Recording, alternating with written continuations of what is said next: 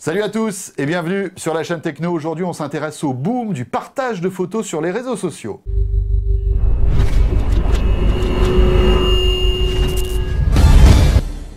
Voilà, Facebook qui rachète Instagram pour 1 milliard de dollars. C'est l'info tombée hier soir.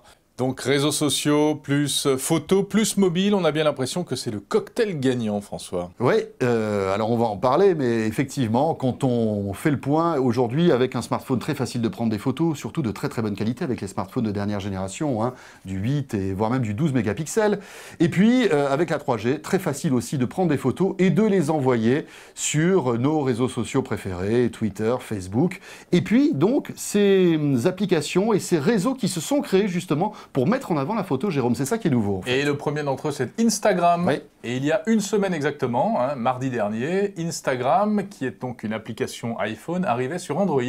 Un véritable carton dès le premier jour. 1 million de téléchargements en 24 heures. Il faut savoir que 30 millions d'utilisateurs s'amusent avec Instagram sur iOS. Là, on parle que d'iPhone. Hein. Imaginez un petit peu ce que ça va donner sur Android. Le parc d'iPhone aujourd'hui est de 200 millions, donc c'est quand même assez important.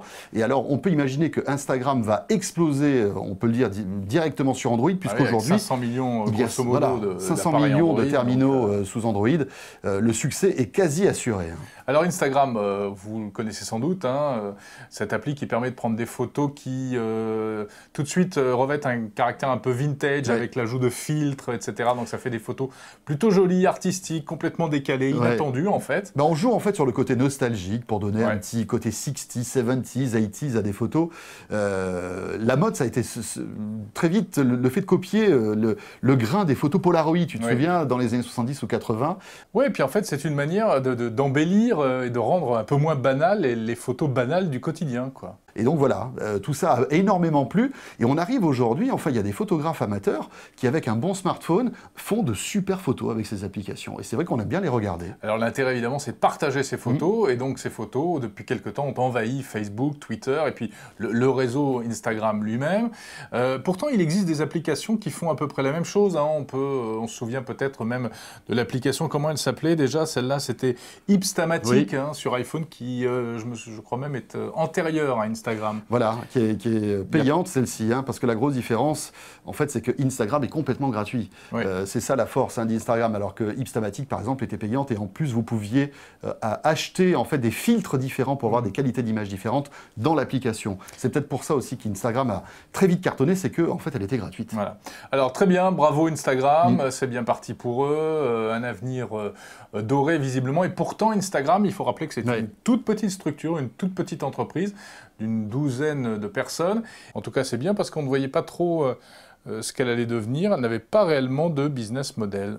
Donc on l'a dit, c'est une véritable tendance de fond quand même, hein, ce mélange photo plus réseaux sociaux, Évidemment, c'est dans la mouvance de Facebook. Il y en a un autre dont on peut parler, c'est le réseau Pinterest. Alors Pinterest aussi, c'est une espèce comme ça de chose qui est sortie de terre très brusquement, qui a connu immédiatement un énorme succès, hein, Pinterest. Avec un concept toujours équivalent, c'est-à-dire que vous faites de belles photos et vous les partagez.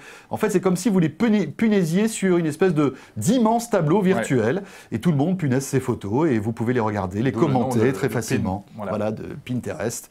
Alors pas forcément des belles photos d'ailleurs. Hein, oui, il y a un peu de tout, On dit qu'aux États-Unis, Pinterest, c'est un peu le réseau social des femmes seules qui s'embêtent à la maison. Donc, que je te photographie le pot de confiture, le truc, je sais pas quoi, la plante verte que j'ai plantée ce matin, et puis j'attends les commentaires de mes copines. En France, ce ne sont pas les mêmes utilisateurs. Hein, c'est beaucoup plus jeune, beaucoup plus mixte, etc. Mais ce qui est incroyable, c'est qu'on se rend compte aujourd'hui qu'avec le smartphone, on photographie un peu tout et n'importe quoi.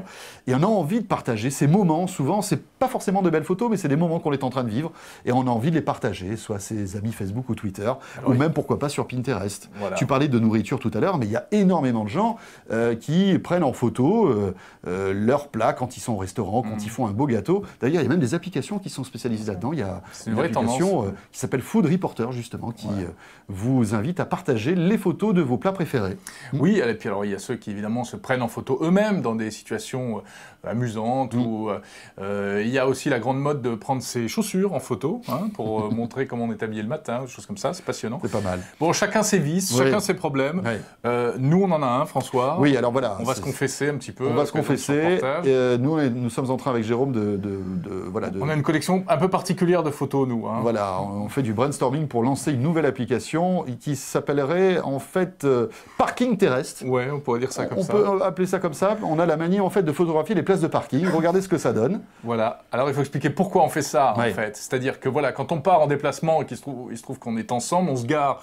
On a une voiture pour deux et voilà. Pour être sûr de la retrouver, eh bien, on prend en photo le numéro de la place de parking.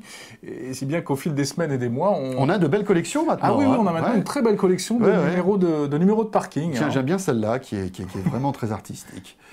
Voilà. Enfin, il y a des flous, des effets spéciaux. Voilà. On vous donne l'autorisation, bien évidemment, de vous moquer de nous. Il n'y a aucun problème.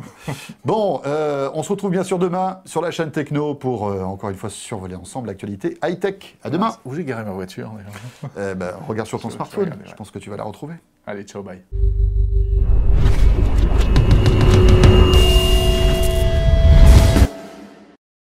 Aujourd'hui, la chaîne Techno fait dans le sociologique. Oui, tout à fait.